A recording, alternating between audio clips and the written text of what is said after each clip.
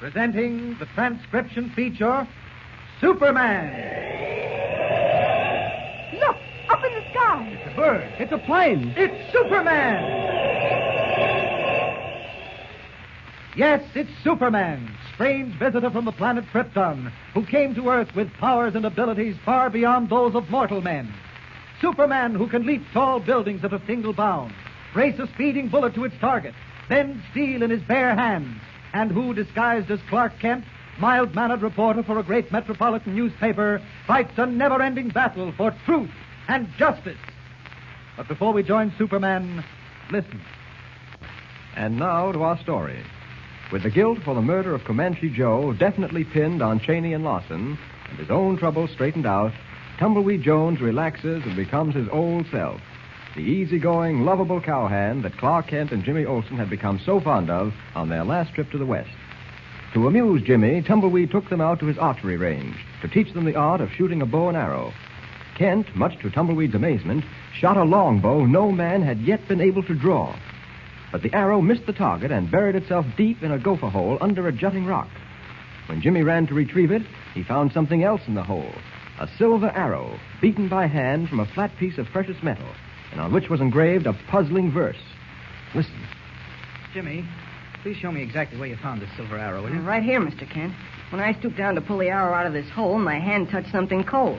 Was it lying loose right in the hole? No, it was kind of half under that rock. I reckon that gopher must have uncovered it a mite when he dug himself in there. Gosh, how long do you suppose it's been there?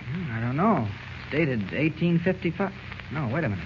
It's 1885. That's almost 60 years ago. That's about the time silver mining was whooping things up around these here parts. They tell stories about them times that it raised hair on a bald eagle. Say, read that to me again, Mr. Kent. Must mean something. All right. I shot this arrow into the air. 'Twill fall to earth, I know not where. If he who finds it has no fear, he'll search the stream 'neath the galloping steer. Now, what do you think the galloping steer is? That's what makes the riddle, Jimmy. Is there anything around here known as the galloping steer, Tumbleweed? Well, let's see. Galloping steer. Galloping steer. No, I don't recollect nothing by that handle. Oh, maybe it's a place where they drive cattle.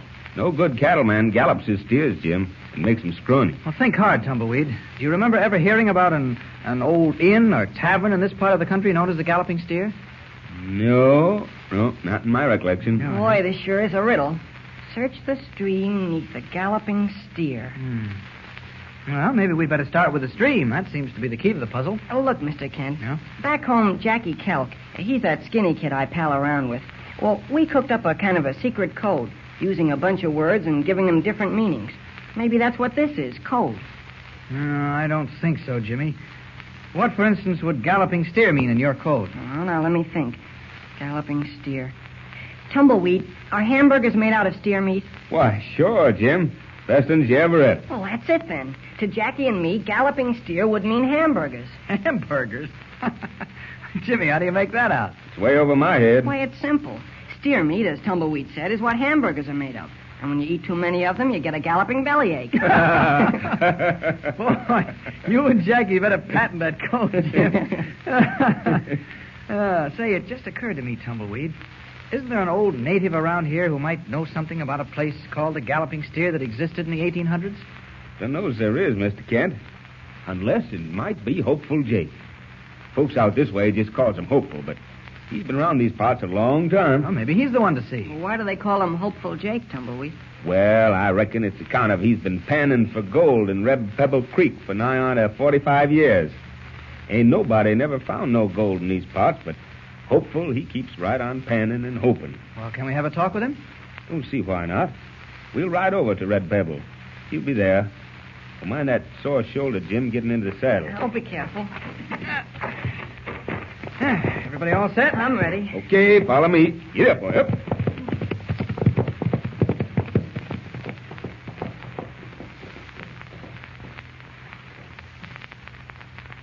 No, Tumbleweed.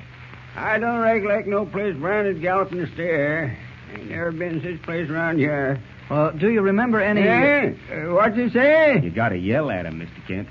He don't hear nothing unless he ain't supposed to hear. No, that ain't right, Tumbleweed. You know it. What was it you was going to ask me, partner? I just wondered if you knew of any landmark, a rock formation or cliff, or anything that might have been called Galloping Steer. Nope, I don't. What do you want to know for? Well, we found a silver arrow. Just a minute, Jimmy. Did you say silver arrow, yearling? Why, yes. Do you know anything about a silver arrow? Let me see it. We're just letting you see it, Hopeful. Now keep it. Corral your tongue, Tumbleweed. Don't you know no better respect for your elders? No, where at this silver arrow? Here it is. You know anything about it? Yep, that's genuine. Nobody else could have made it like that. What you jawing about, Hopeful? Partners, this here silver arrow was made by the hand of one of the greatest and finest men ever to draw breath. What was his name? And no hombre living ever knew.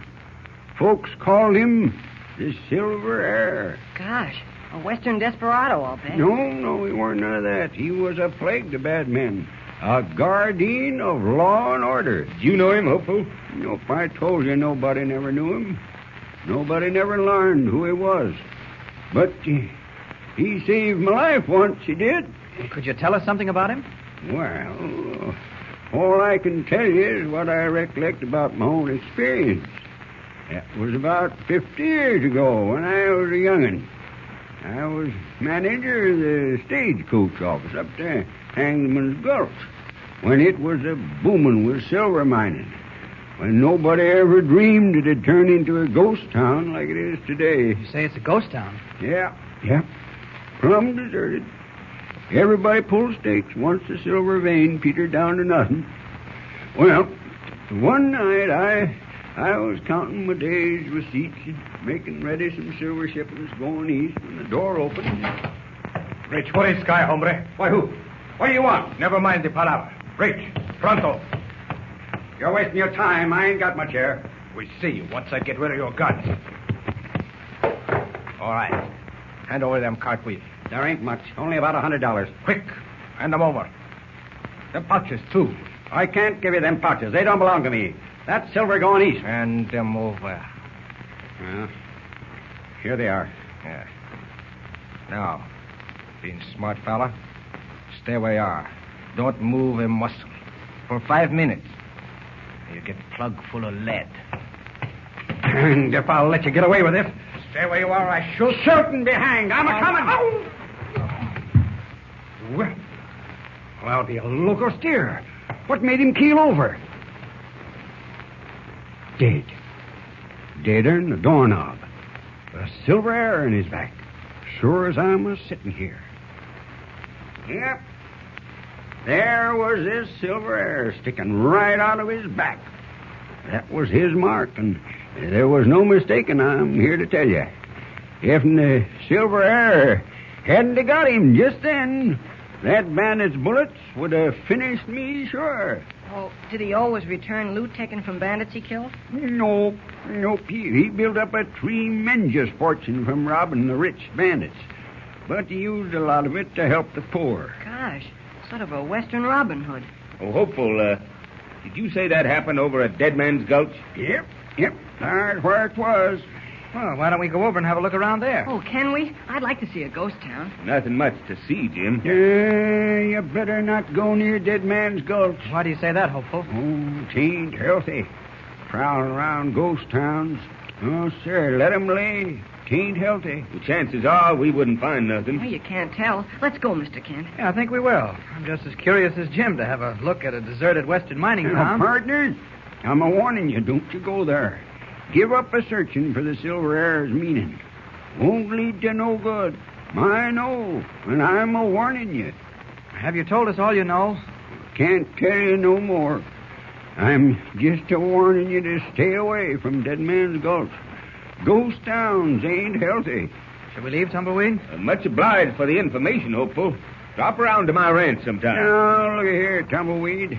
Steer clear of Dead Man's Gulch. It ain't healthy. Don't you worry about us. We're not afraid of ghost towns, are we, Jimmy? Oh, of course not. Let's go. Be seeing you, Hopeful. Steady, boy, steady. I warned you, Tumbleweed. Ready, Mr. Kent, Jimmy? All set. Get up, boy, get up. Come on.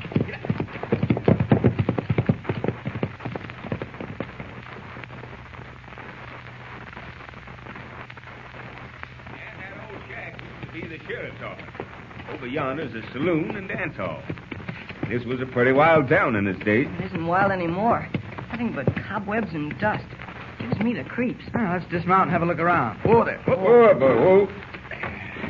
See anything resembling a galloping steer, Jimmy? All I see are a lot of tumble-down shacks.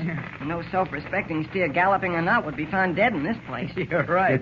Reckon he is. Just looking at all this dust makes me thirsty.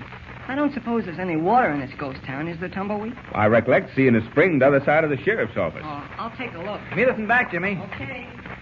Well, Tumbleweed, where do we start? I don't know, Mr. Kent. That there Silverera hombre left something hid in this town. It's going to take a heap of looking to find it. Supposing we go... What was that? I don't know. Come from over where Jimmy went. It sounded like a human voice. Follow me, Tumbleweed. Was it Jimmy whose shrill scream suddenly broke the death-like silence of Dead Man's Gulch? Or is the ghost town inhabited? Mystery and adventure loom ahead, so don't fail to tune in on the next episode. Follow the story with Superman. Don't forget, tune in again for the next thrilling episode with Superman. Look, up in the sky. It's a bird. It's a plane. It's Superman. Superman is a copyrighted feature appearing in Action Comics magazine. Welcome back. Well, this is a serial I think seriously has a lot of promise to it. The concept of the silver arrow reminds me quite a bit of Jonah Hex in one way, because I saw the 1990s animated version of Batman where they did a story of Jonas Hex adventures in a flashback type situation. But it's always popular to give a past and a heritage to superheroes that they're, not the first people on the scene who are doing good, etc. Though I have to say I'm not necessarily sure that the